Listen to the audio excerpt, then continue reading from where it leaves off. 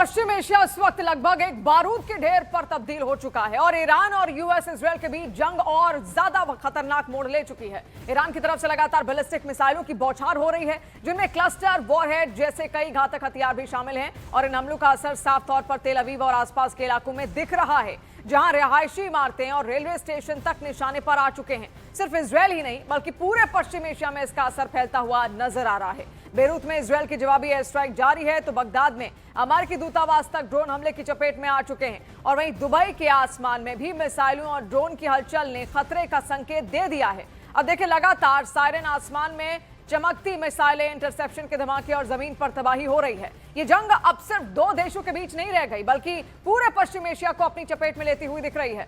हर गुजरते घंटे के साथ हालात और बिगड़ते जा रहे हैं। इस बड़े टकराव से जुड़ी 12 तस्वीरें आपको यहां पर हम दिखा रहे हैं। आप देखिए, ये 12 तस्वीरें इस महायुद्ध के 19वें दिन का हाल बयां कर रही हैं। एक एक तस्वीर आप देखिए, जंग के जो हालात बने हुए हैं वो आपके नजरों के सामने और ज्यादा साफ होते चले जाएंगे। आम लोगों को इससे नुकसान पहुंच रहा है, भगदड़ मच रही है। लेबनान और कई सारे ईरान से भी बाकायदा लोग पलायन करते हुए नजर आ रहे हैं, क्योंकि युद्ध के हालात से निपटना हर किसी के बस की बात नहीं है। और देखिए, जंग के बीच अब पश्चिम एशिया में कूटनीतिक हलचल भी तेज हो चुकी है, जहां पर सऊदी अरब की राजधानी रियाद में आज अरब और इस्लामी देशों के विदेश मंत्रियों की एक अहम बैठक होने जा रही है। इस बैठक में पश्चिम एशिया में बिगड़ते हालात पर विस्तार से चर्चा की जाएगी। इजरायल ईरान टकराव और क्षेत्र में बढ़ते सैन्य तनाव के बीच ये बैठक बेहद महत्वपूर्ण मानी जा रही है।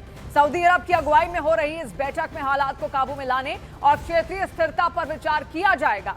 पूरी दुनिया की नजर इस बैठक के नतीजों पर टिकी हुई है।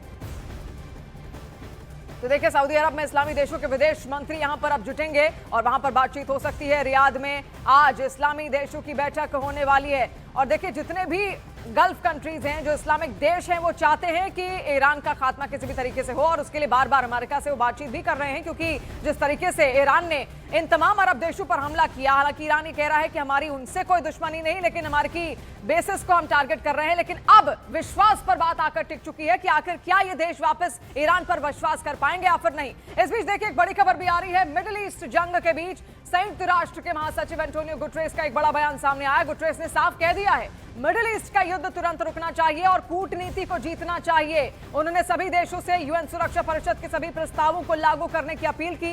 यूनाइटेड नेशन महासचिव ने कहा कि लगातार बढ़ते हमले पूरे क्षेत्र को बड़े संकट की ओर धकेल सकते हैं और इसीलिए अब वक्त है कि सभी पक्ष बातचीत और शांति का रास्ता अपनाएं। लेकिन सवाल यही है कि ये होगा कैसे।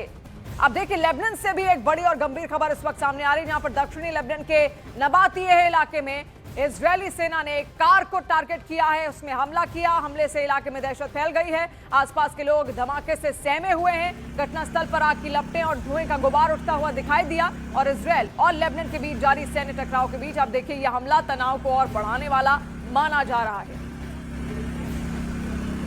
और इजरायली सेना ने लेबनान में हिजबुल्लाह के ठिकानों पर हमले और ज्यादा भयंकर कर दिए हैं। राजधानी बेरूत में आईडीएफ ने हिजबुल्लाह की लॉजिस्टिकल बिल्डिंग को निशाना बनाया और वहीं दक्षिणी लेबनान में लॉन्चर, लॉन्च साइट और हथियारों के भंडार तबाह कर दिए गए। आईडीएफ के मुताबिक इन हमलों में हिजबुल्लाह के कई लड़ाकों की मौत भी हुई है। आप तस्वीरें देखिए, सैटेलाइट इमेजेस और ड्रोन के जरिए जो इमेजेस सामने आ रही हैं वो हम आप तक दिखा रहे हैं। ठिकाने कैसे एक एक करके तबाह किए जा रहे हैं, क्योंकि हिजबुल्लाह ईरान का समर्थक रहा है और इसीलिए हिजबुल्लाह भी बार बार इजरायल पर हमले कर रहा है और उसी का ये जवाबी कार्रवाई इजरायल की ओर से की जा रही है। और वहीं यूएई के अल धफ्रा एयरबेस पर ईरान ने हमला किया, जहां पर ईरानी हमले के बाद हुए नुकसान को लेकर नई सैटेलाइट तस्वीरें सामने आई। इन तस्वीरों में देखा जा सकता है कि देखिए कैसे एयरबेस के अंदर बैरक और कई इमारतों को निशाना बना गया। ये सैटेलाइट इमेज अब इस बात की पुष्टि कर रही है कि हमला सिर्फ दावा नहीं बल्कि एयरबेस को असल नुकसान हुआ है।